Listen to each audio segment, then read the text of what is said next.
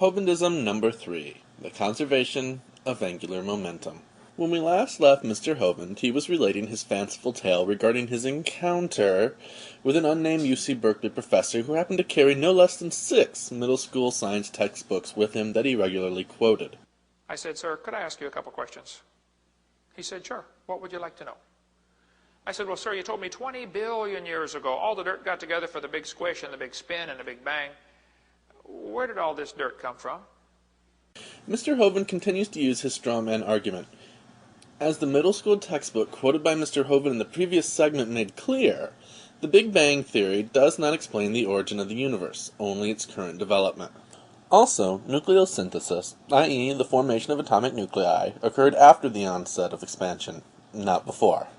You know, who made matter? This question requires the same fundamental misunderstanding of physics as what makes salt crystals form. Matter, defined by an elementary science class, is going to differ greatly from the definition used by physics. A common definition used by physicists is anything composed of elementary fermions. Fermions are the 12 quarks, up, down, charm, strange, top, and bottom, along with their anti-versions, and the 12 leptons, electron, neutrino, electron, muon, neutrino, muon, tau, neutrino, and tau. In much the same way that salt crystals do not form until a solution is cooled sufficiently, fermions did not combine to form protons and neutrons until the universe had cooled sufficiently. In the same way, protons and neutrons did not combine to form atomic nuclei until further cooling occurred. No one is responsible for forming salt crystals or matter. Both form according to natural processes. No magic needed. He said, "We don't know about that for sure." And that is why physicists still have jobs. I said, "All right, sir, now hold it. If I told you that I believe about 6,000 years ago God created the heaven and the earth, you're going to say, and where did God come from?" And I don't know. Actually, most science would ask for the evidence that leads to such an outlandish claim. But you said 20 billion years ago there was a big bang, and you don't know where the dirt came from. Dirt results from erosion. The Big Bang Theory describes the expansion of space-time. There is no mention of dirt. So basically, I believe in the beginning God, and you believe in the beginning dirt. Mr. Hovind has returned to ridiculing his own straw man argument. Also, there is no belief in science because there is no faith in science. Every claim requires evidence.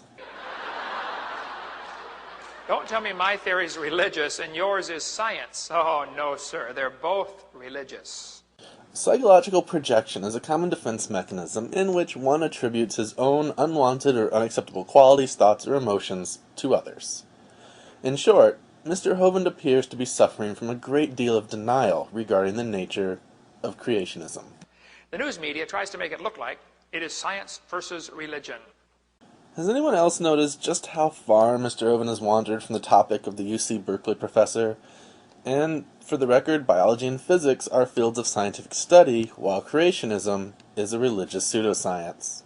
I did a debate in El Paso, Texas, and the news media said, "See, this is religious and scientific leaders debate evolution." If Mr. Hovind is your leader of anything, you have some serious problems to work through. There is no scientific debate regarding the validity of evolution or the Big Bang. The debate is political and religious, and largely relegated to the United States. There's nothing better than a first world nation trying to cultivate third world science. What are they trying to imply just by the headline?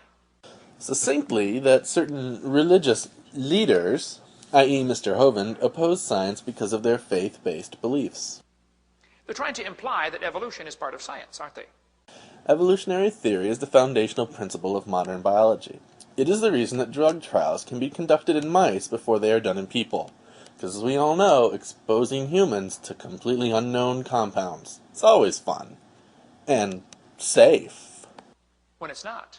Both are religious. Mr. Hovind is still projecting. Evolution is as much a religion as gravity. See, both creation and evolution are inherently religious. Repeating an error does not correct it. The difference is the evolution religion is tax-supported. That's the difference. By Mr. Hovind's logic, the religions of calculus and English literature, along with music and geometry and government and economics, are also tax-supported. And by the way, they couldn't survive without tax support either. Darwin published evolutionary theory in 1859. The Butler Act in Tennessee, which forbade the teaching of evolution, was not repealed until 1967. It would not be until 1968 that the U.S. Supreme Court ruled that laws forbidding the teaching of evolutionary theory were unconstitutional. It was not until 1987 that the U.S. Supreme Court ruled that religion could not be taught as science. In short, evolutionary theory survives based on the supporting evidence, and has withstood the immense opposition brought by creationists. It is creationism that attempts to survive through legislation. Now, these two timelines are on this table right here. The top timeline represents what the Bible teaches. 6,000 years ago, God made everything. 4,400 years ago, there was a flood. 2,000 years ago, Jesus came. And here we are today, waiting for the Lord to come back in about 5 minutes. That's the Bible view. Amen. Why do most religious fanatics claim that the world will end in their lifetime? For example, people have been waiting for the Lord to come back in about 5 minutes for over a millennium. Buy a clue. On that timeline, 1 inch is 150 years. That's a long time. If you have the attention span of a gerbil. If I was to make the 20 billion year timeline the same scale, it would actually need to be 2,100 miles long. That's from Pensacola to Portland, Oregon.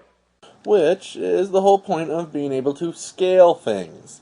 That way, such obtuse remarks are unnecessary. If we wanted to discuss the distance to the closest galaxy, we would forgo using inches in favor of light years. I don't want to carry a chart that big, so I made a new scale for the bottom chart.